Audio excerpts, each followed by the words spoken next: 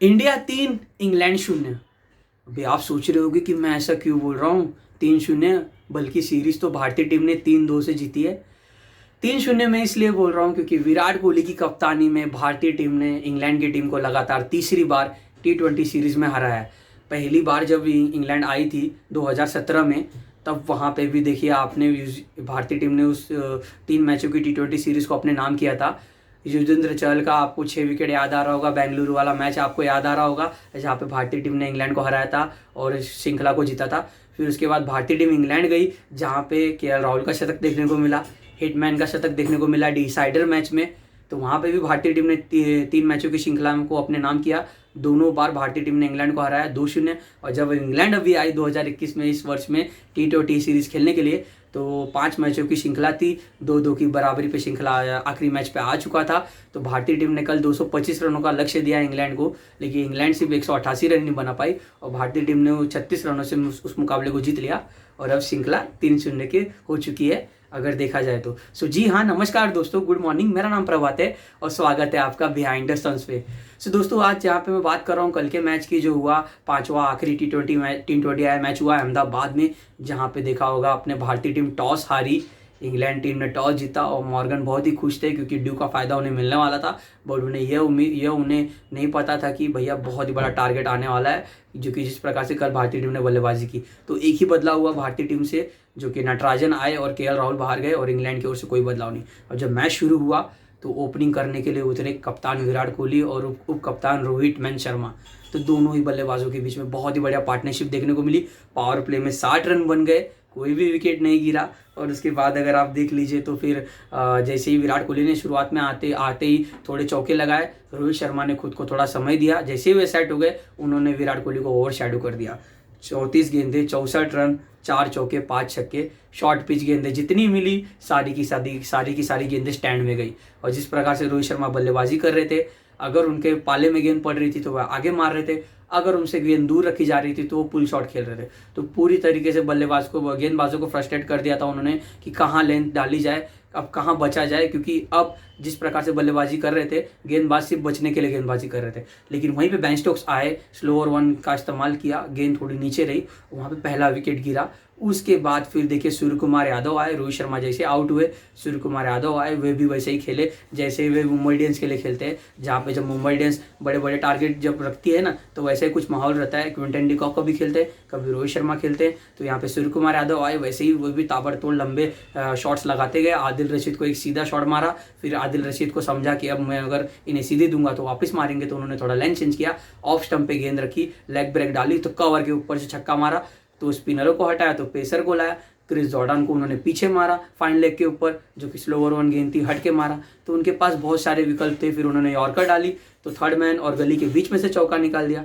तो एक बहुत बढ़िया वापस यहाँ पे साझेदारी हो गई कप्तान विराट कोहली और सूर्य कुमार यादव के बीच में, और दोनों पूरी तरीके से सेट हो चुके थे। लेकिन तभी क्रिस जॉर्डन ने बहुत ही बढ़िया बाउंड्री रॉक पे कैच पकड़ा, भाग के लॉन्ग ऑन से मिड विकेट तक भागे होंगे और क्या बढ़िया कैच पकड़ा उन्होंने, कैच पकड़ लिया था। बाद में उन्होंने गेंद छोड़ी और जब उन्हें लगा कि मेरा पाँव बाउंड्री रॉक पे लग जाएगा, तो उन्होंने जैसन रॉय को कैच पास कर दिया और जैसन रॉय ने कैच पकड़ लिया और दूसरा विकेट गिरा। फिर उसके बाद हार्दिक पांड्या और विराट कोहली, जो कि एक छोर से टिके हुए थे, जो कि सिर्फ एंकर रोल निभा रहे थे, जबकि दोनों बल्लेबाज आ रहे थे, उन्हें रोटे सिंगल निकाल के दे रहे थे और खुद भी चौके लगाते ही जा रहे थे। तो अब हार्दिक पांड्या आए तब उन्होंने भी वैसी बल्लेबाजी की जैसा अक्सर आपको देखने को मिलता है जब मुंबई इंडियंस के लिए रोहित शर्मा खेलते हैं, टॉप ऑर्डर पे, वन डाउन पे सूर्य कुमार यादव, फिर उसके बाद KP कैरन पोलार्ड, नहीं तो KP कुणाल पांड्या, नहीं तो HP हार्दिक पांड्या आते हैं। तो वैसे कुछ माहौल रहा कल, ऐसा लग रहा था कि मुंबई इंडियंस के बल्लेबाजों का दिन था और एक्चुअली में था ही मुंबई इंडियंस के बल्लेबाजों का दिन। उसके बाद देखा जाए तो अंत तक भारतीय टीम का स्कोर रहा 224 रनों पर 2 wicket, Hardik Pandya 39 run, Virat Kohli 80 run नाबाद। तो यहाँ पे भारतीय टीम ने 224 रनों का लक्ष्य दे दिया। गेंदबाजी में देखा जाए तो इंग्लैंड के गेंदबाजों ने अर्धशतक जड़ लिए। यहाँ पे देख लीजिए 4 over 57 run Chris Jordan, 4 over 53 run Mark Wood और आदिल रशीद और बेन स्टोक्स को ही विकेट मिली। उसके बाद अगर आप यहाँ पे देखोगे तो इंग्लैंड की जब बल्लेबाजी आई तो पहले ओवर में पहला विकेट गंवा दिया। अब स्विंग को कैसा खेला जाए, जैसन रॉय के मन में यही शंका थी कि इनको डिफेंड करूँ या फिर इनकी इन स्विंग को कैसे झेलूँ, आउट स्विंग को कैसे झेलूँ, उसकी समस्या, उसका निवारण देखिए, स्टेप आउट करके खेले भैया, यही एक पर्याय था। वैसे ही कुछ उन्होंने इंटेंट बनाया, लेकिन बल्ले और गेंद के बीच में बहुत ही बड़ा गैप था और क्लीन बोल्ड हो गए जैसन रॉय। 0 के स्कोर पे इंग्लैंड का पहला विकेट गिरा। ऐसा लग रहा था कि अब ये मैच हमारी मुट्ठी में आ चुका है, लेकिन वहीं से गेम पलटा। डेविड मलान और जॉस बटलर ने बहुत ही बढ़िया पार्टनरशिप की। पावर प्ले में पहले हार्दिक पांड्या के ओवर को बड़ा किया, अगला ओवर 17-18 रन को बनाया। फिर जैसे ही वॉशिंगटन सुंदर को लाया, उन्हें भी 13 रन का ओवर बना दिया।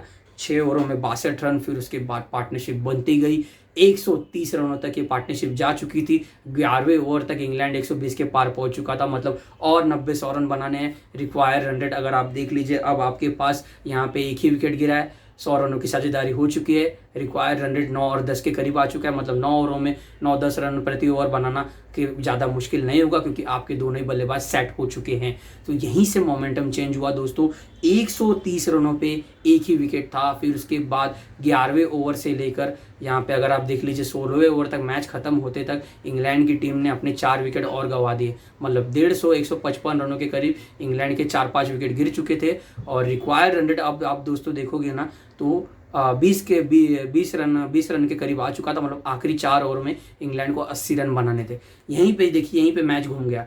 इंग्लैंड की टीम ने विकेट गंवा दिए और उस मिडल ओवर्स में रन भी नहीं गए, जहाँ पे उस 5 ओवरों में करीबन 20-25 रन ही बने, जिसकी वजह से जो रिक्वायर्ड 100 था वो सीधे जहाँ पे जो 11 का था, 9 और 11 का था, वो 20 की ओर चला गया, जिसकी वजह से इंग्लैंड यह मैच हार गया। क्योंकि जैसे ही यहाँ पे देख लीजिए बटलर आउट हुए, भुवनेश्वर कुमार की यहाँ पे मैं दाद दूंगा, विराट कोहली की कप्तानी को दाद दूंगा, जिस प्रकार से उन्होंने भुवनेश्वर कुमार को लाया। जैसे ही उन्होंने वापस विकेट दिलाई, भारतीय टीम को विकेट दिलाई, उसके बाद फिर छड़ी लगते गई। बैरिस्टो भी कुछ खास नहीं किया, मलान शार्दुल ठाकुर का शिकार बन गए। बैरिस्टो भी अगर आप देख लीजिए तो वे भी शार्दुल ठाकुर का शिकार बन गए। फिर मॉर्गन, स्टोक्स, जॉर्डान आए सैम करन के ऊपर, लेकिन वो भी दांव कुछ काम नहीं आया, एक्सपेरिमेंट कुछ काम नहीं आया। फिर करन अंत में आके 2 छक्के मारे, लेकिन तब तक देर हो गई थी मेहरबा आते आते, और भारतीय टीम ने 36 रन से इस मुकाबले को जीत लिया और इस T20 सीरीज को 3-2 से अपने नाम कर लिया। और गेंदबाजी में देखिए, man of the match Bhuvneshwar Kumar, 4 over 15 run 2 wicket 17 dot गेंदे। उसके बाद Pandya 4 over 34 run, Shardul Thakur 4 over यहाँ पे थोड़े महंगे गए, 4 ओवर 45 रन, लेकिन 3 विकेट लिए उन्होंने। और Natarajan 4 over 39 run. Rahul 4 over, Washington सुंदर का दिन कुछ खास नहीं रहा, लेकिन दोनों ही गेंदबाजों के ओवर मिला के 4 ओवर में करीबन 44 रन बन गए, जिसकी वजह से मिडल ओवर्स में स्कोर बहुत ही तेजी से जब पावर प्ले जैसे खत्म हुआ और आने वाले 5 ओवरों में इंग्लैंड का स्कोर 120 के करीब पहुंच गया। ये इसी की वजह से हुआ, क्योंकि वहां पे राहुल चहर के पीछे बटलर पूरी तरीके से धो चुके थे। तो ऐसा ही कुछ रहा कल के मैच का हाल। अब देख लीजिए, यहाँ पे भारतीय टीम ने तो इस T20 सीरीज को जीत लिया है। अब 23 मार्च को ODI सीरीज स्टार्ट होने वाली है, 3 ODI सीरीज होने वाली है, जहाँ पे हमें कृणाल पांड्या दिखेंगे, सूर्य कुमार यादव भी डेब्यू करते हुए दिख सकते हैं, प्रसिद्ध कृष्णा भी डेब्यू करते हुए दिख सकते हैं, क्योंकि प्रसिद्ध कृष्णा और सूर्य कुमार यादव का विजय हजारी ट्रॉफी बहुत ही बढ़िया गया था, तो इसीलिए इनका चयन हुआ है। तो अब दोस्तों मिलते हैं 23 तारीख को, जब पहला मुकाबला होगा।